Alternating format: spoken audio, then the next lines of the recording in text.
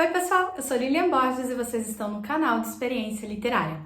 Neste vídeo de hoje, como vocês podem ter observado no título, que é Formar Leitor Crítico, um projeto de cidadania, e tem também como se fosse um subtítulo, trechos comentados.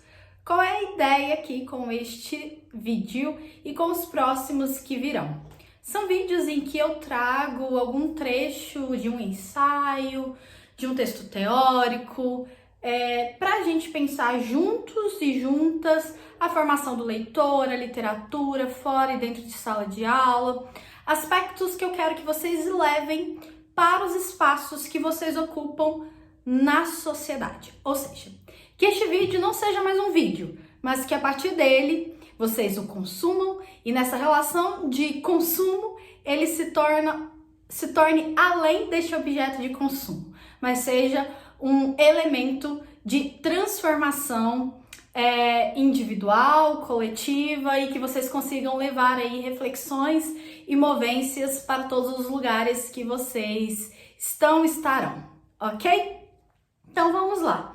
Para esse vídeo de hoje, eu trouxe alguns trechos deste livro aqui, Ao Revés do Avesso, Leitura e Formação, do professor Luiz Percival Leme de Brito. Vocês sabem, quem já faz parte da nossa comunidade sabe o quanto eu gosto, o quanto eu tenho o professor Luiz Percival como referência quando a gente vai falar sobre formação de leitor.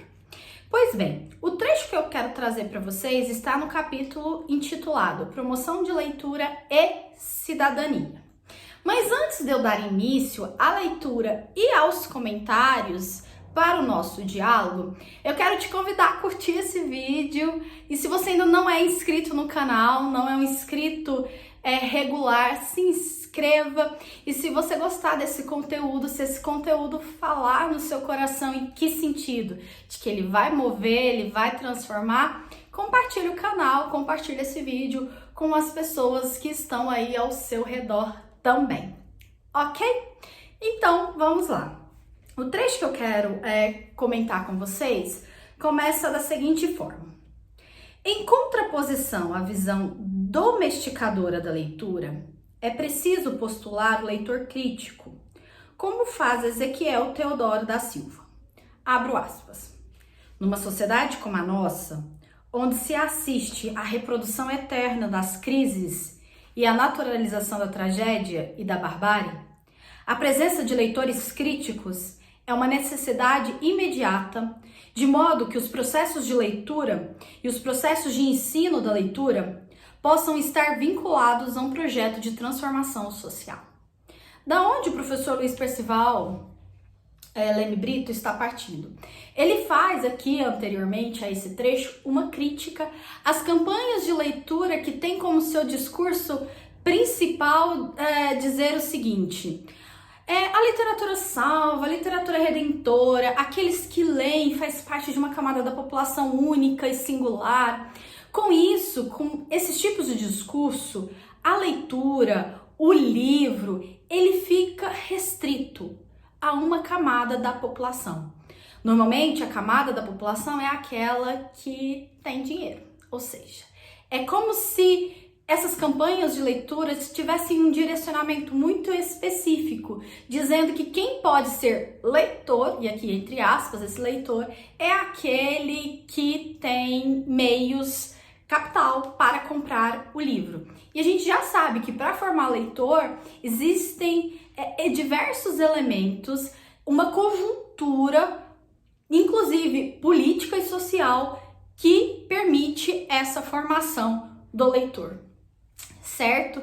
Inclusive, por exemplo, as escolas receberem livros literários para compor as suas bibliotecas e que os professores tenham acesso a esses livros juntamente com os seus alunos. Essa parte por exemplo, um desses fatores que são decisivos na formação do leitor, na formação de um leitor crítico. E aí o professor Percival ainda fala o seguinte, que a formação de um leitor crítico pressupõe também uma ideia de que o leitor crítico vai ser capaz de averiguar essa desigualdade social que acontece no nosso mundo, e aí a gente pode fazer um recorte no Brasil, por exemplo. Então ele fala o seguinte, né? Que os processos de leitura, as práticas de leitura, as campanhas de leitura, elas precisam estar amarradas, alinhavadas com um projeto de transformação social, não é? Ou seja, aquele leitor crítico que consegue vislumbrar a sociedade, consegue enxergar a sociedade, as suas desigualdades, as suas fraturas, para que ele consiga, sim, se enxergar, se reelaborar enquanto sujeito e, assim, promover as movências necessárias. Ok? Então, vamos lá. Seguindo. Ele diz o seguinte: não é fácil, bem o sabemos, a formação do leitor crítico. O modo de produção e consumo capitalista fundamenta-se num espírito competitivo e antissolidário, próprio da acumulação desenfreada do capital e do poder. A indústria do entretenimento pasteuriza os valores, transformando tudo, inclusive as artes, em mercadoria. A globalização, mais do que aproximar os povos e as culturas, tem reforçado a lógica perversa da exclusão e a negação das saídas coletivas e do ser social, a crítica da própria sociedade em que está inserido. Lembra que lá no início do vídeo eu disse o seguinte, que esse vídeo pode ser também um elemento de consumo? Em que sentido? Você pode ligar, dar o play aí no seu celular, ou no seu computador, ou na sua televisão, escutar e daqui não sair nada. Em que sentido? Você viu por ver. O que você faz com aquilo que você consome, as reflexões, as leituras, por exemplo, não estamos lendo e comentando um trecho deste livro? Que tal depois você procurar esse livro, ler esse livro na íntegra, conversar com outros educadores sobre esse livro, promover rodas de leitura e de reflexão sobre esse livro, ir até o final desse livro aqui, procurar as referências bibliográficas e a partir das referências aqui, promover, quem sabe, um grupo de estudo na sua escola, juntamente com os professores que trabalham diretamente com a literatura, com a mediação de leitura. Então, esse vídeo, deixa de ser um produto de consumo, de fast consumo, de consumo rápido, e pode se tornar um meio de transformação, de modificação social, certo? Então, é por isso que ele diz o seguinte, que, inclusive, né, ele fala o seguinte, né, que há o consumo, e a gente fala ainda mais hoje, né, no consumo rápido das coisas, os vídeos precisam ser cada vez mais curtos, faz com que a gente vá consumindo e não vá elaborando aquilo que a gente está consumindo, aquilo que a gente está lendo. E isso é muito importante da gente pensar. O que a gente está consumindo, como a gente está consumindo, o que estamos fazendo com aquilo que consumimos. Esse também é o convite aqui. Isso está inserido também dentro da formação de um leitor crítico. Então, seguindo. O leitor crítico será, então, aquele que na leitura se afirma e se reconhece como parte do processo da produção de sentido. Ele vai lendo e vai produzindo sentido, vai produzindo conexões. Ele não toma impunemente a palavra alheia e a reproduz, mas sim, mesmo quando concorda com o autor do texto, dirige a ele, texto, autor, sua contrapalavra, assumindo conscientemente para si o que foi anunciado por outro. Caso contrário, ele se desfaz como sujeito, se aliena da vida e do conhecimento. Então, o leitor crítico não é aquele que vai, poxa, eu concordo com a Lília. Tá, ok, acabou. Não! Qual é a sua contrapalavra? Quais são os argumentos, aquilo que você traz para que a gente possa dialogar? O leitor crítico faz isso, ele traz a sua palavra também, mesmo que ele concorde com aquilo que você está dizendo, com aquilo que ele leu, com aquilo que ele escutou. É preciso saber elaborar sentidos quando a gente não concorda, mas também quando a gente concorda também. Ou seja, é sempre um processo de movência, de ação. Olha a leitura. Por isso a leitura não é um hábito, não é ela ela sai do automático, ela promove uma prática, uma ação. Seguindo, João Vanderlei Geraldi afirma que, abro aspas, um leitor que não oferece as palavras lidas às suas contrapalavras recusa a experiência de leitura. Então, um leitor crítico, ele vai oferecer a contrapalavra, senão ele está recusando a própria experiência de leitura. É preciso vir carregado de palavras para o diálogo com o texto.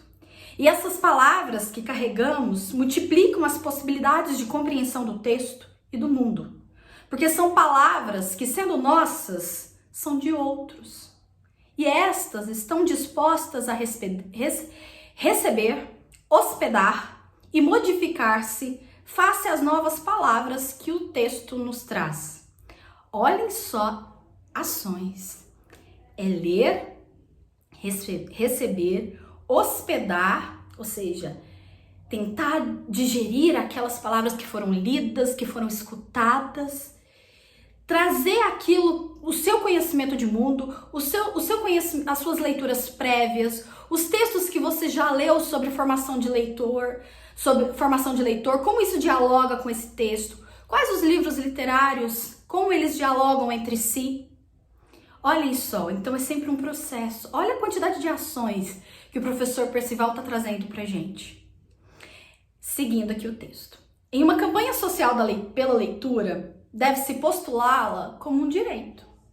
Trata-se de outra face da disputa política social pelo poder, assim como a luta pela terra, por habitação, por trabalho, por saúde e educação. Daí porque, respondendo à pergunta que fizemos no início deste texto, qualquer programa comprometido de promoção de leitura deve privilegiar o trabalho com escolas e bibliotecas públicas. Sem dúvida, as duas instâncias mais diretamente ligadas à formação do leitor e acesso aos livros. Eu acho que eu já comentei em outros vídeos que eu trouxe aqui, que nem todos, inclusive eu trouxe em um vídeo a minha experiência, a minha formação enquanto leitora, que poucas pessoas, devido ao sistema que nós temos instituído, um sistema capitalista, não é? De classe, poucas pessoas possuem dinheiro para comprar livro. Então, a importância dos mediadores, dos professores nesses espaços, na escola, na biblioteca, porque normalmente, na grande maioria, o aluno, o jovem, a criança, só vai ter contato com o livro nesses espaços. Na sua casa, ele não vai ter. Afinal de contas, muitas das vezes, o dinheiro que eles ganham vai estar fazendo o quê? Suprindo as necessidades básicas, como comida, habitação, um aluguel, não é? Olha só todas essas questões. Então, por isso, pessoal, que é muito importante a gente repensar, quando a gente vê essas campanhas de conscientização de leitura, se elas estão baseadas no senso comum e assim fazendo um privilégio de classe, ou se ela está convidando realmente a pensar a formação de um leitor crítico, e um leitor crítico que vai ter consciência das dicotomias e das, como se diz, né, das dicotomias sociais, ok? Já caminhando para o fim, diz o seguinte: se o que efetivamente se pretende é incentivar a leitura e a vivência cultural como bens públicos, como marca e possibilidade de cidadania, tem-se de abandonar as visões ingênuas e fantasiosas de leitura e de educação, investindo num movimento consistente pelo direito de poder ler, para que a leitura não fique então segregada e enclausurada somente a um determinado número de pessoas da sociedade, mas que a gente faça aqui uma democratização, ou seja, que todos possuam o direito de ler, certo? E aí ele termina assim, o professor Luiz Percival: o excluído de fato da leitura não é o sujeito que sabe ler e não gosta de romance, mas o mesmo sujeito que no Brasil atual não tem terra, não tem emprego, não tem habitação. Então notem, pessoal, para fechar a nossa reflexão aqui, que o incentivo à leitura, a formação do leitor, a formação do leitor crítico, ela não é uma experiência subjetiva, individual. Ah, eu quero ler, então me tornei leitor. Que existem diversos elementos estruturantes da nossa sociedade que possibilitam ou não que a leitura, que o livro chegue às pessoas. E nós, como mediadores, professores, educadores, em todas as instâncias, nós precisamos ter clareza sobre esses elementos. Nós precisamos dessa clareza exatamente para demarcar como vai ser a nossa prática. Então, por isso que eu quero trazer alguns vídeos em que eu trago pequenos trechos como esse para que a gente possa pensar, para que fique um convite aqui, para que você, a partir desse vídeo, vá atrás de novas referências, vá atrás do livro, vá atrás de novas reflexões, para que a gente sim promova a formação de um leitor crítico que tanto precisamos na nossa sociedade, cada dia mais. Então, pessoal, é isso. Eu espero que vocês tenham gostado da proposta do vídeo que eu coloquei aqui agora. E é claro que a gente vai se falando, tá bom? Até mais. Tchauzinho.